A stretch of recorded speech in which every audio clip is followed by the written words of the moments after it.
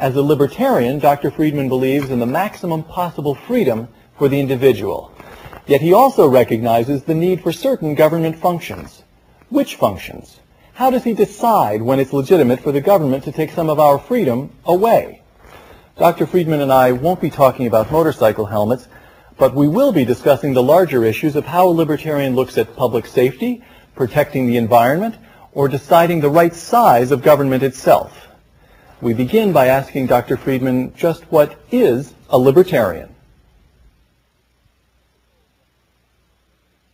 The typical definition of libertarianism, in my mind, is that a libertarian wants the smallest, least intrusive government consistent with the maximum freedom for each individual to follow his own ways, his own values, as long as he doesn't interfere with anybody else's doing the same. Okay, consistent with the maximum freedom of each individual as long as he doesn't interfere with other individuals pursuing their own freedom. But as a matter of fact, there are two really different versions of libertarianism. The more extreme version of libertarianism has one central principle. It is immoral to initiate force on anyone else. That's the prime view. That's the Ayn Rand type libertarianism. So the coercive power of the state is immoral in and of itself. Immoral in and of itself. And you don't. All you need to know that something of the state is immoral is whether it involves the initiation of force. That's one brand. Now there's another brand, which is one I would be favorable to, which you could call consequentialist libertarianism.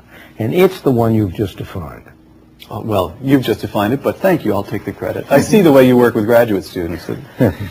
Now, if I may, let me take you through a series of questions that are floating around in the modern mind and ask how a libertarian addresses them. Question number one, the environment. Now, it would strike a lot of people living in Manhattan that Central Park is very important to their lives, and that if Milton Friedman had his way, it would be turned over to the market and buried under skyscrapers and parking lots within 18 months or however long it takes Donald Trump to put the structures up. It doesn't take a governmental agency to maintain the theaters in New York. It doesn't take a government agency to maintain the museums, the art museums in New York. The Museum of Modern Art is not a government museum. It's a private. It happens to be there are two kinds. There are private for-profit enterprises and not-for-profit enterprises, like the museum, like the Opera House, and so on. Right. In the same way, if Central Park were not owned by the government, it never would have become the filthy place it became. You forget what happened to Central Park.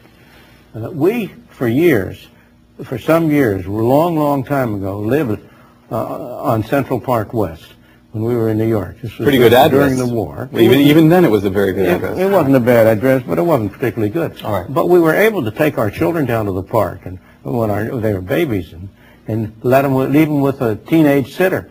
And nobody was worried about safety. But in more recent years, until the very recent years, Central Park came to be a place where you wouldn't dare to do that. It wasn't safe. That was because it was a government park.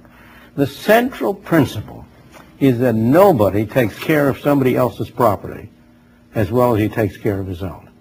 If Central Park were privately owned, it would be advantageous to provide recreational spaces. Now, you just touched on something very important, because one of the things I'm trying to distinguish here is the extent to which your libertarianism is effectively a moral position. You do it because it's right and just. It creates the greatest conditions of justice. And the extent to which you do it because it works. And it sounds to me as though you have both reasons pretty well wrapped up. Absolutely. If it didn't work, the main thing is, if it didn't work, it would be an impossible goal. The only reason there's any chance of keeping government limited is because government is so inefficient and does so poorly. Right. Now let me just try. During the Industrial Revolution of the 19th century, government in Britain was very limited, and economic enterprise went all but unregulated.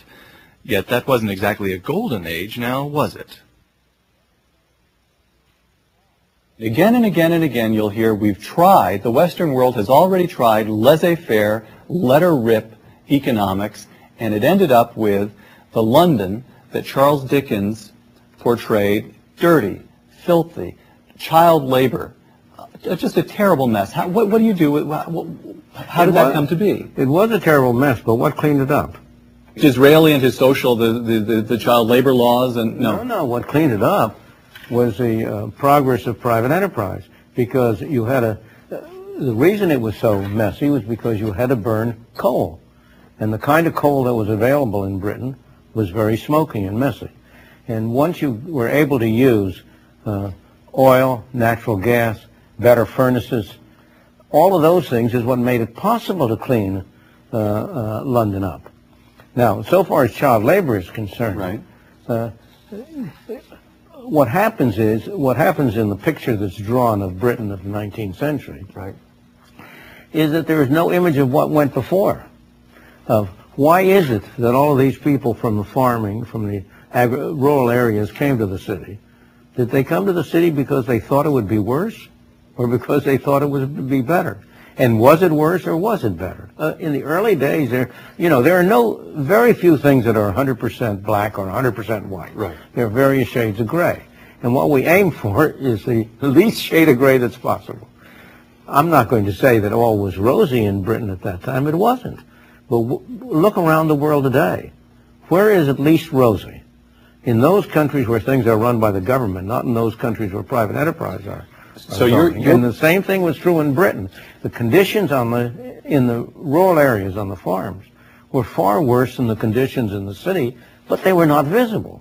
They're hidden. Nobody saw them. Once they come to the city, Dickens didn't stroll around the countryside with his notebook. Right. All right. So what you're saying then is that this mental image that drives even to this day so much of the environmental debate is simply, it may be true as far as it goes, but you'd advise greater historical understanding. But not only historical, present. Where are the most polluted areas in the world? Today. Today. In Russia. Russia? Right. Why? Because everything in Russia was controlled by the government. There was and I keep emphasizing, nobody is going to take care of somebody else's property as well as he'll take care of his own.